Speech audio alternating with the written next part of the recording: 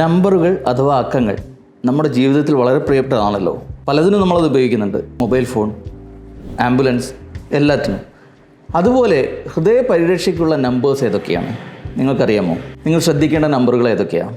Blood pressure അഥവാ BP 120/80 താഴെയായിരിക്കുക. Glycosylated haemoglobin അഥവാ HbA1c 6% താഴെയായിരിക്കുക.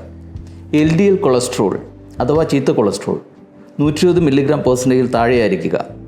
അതുപോലെ തന്നെ നിങ്ങളുടെ ബോഡി മാസ് ഇൻഡെക്സ് 27 താഴെയായിരിക്കുക.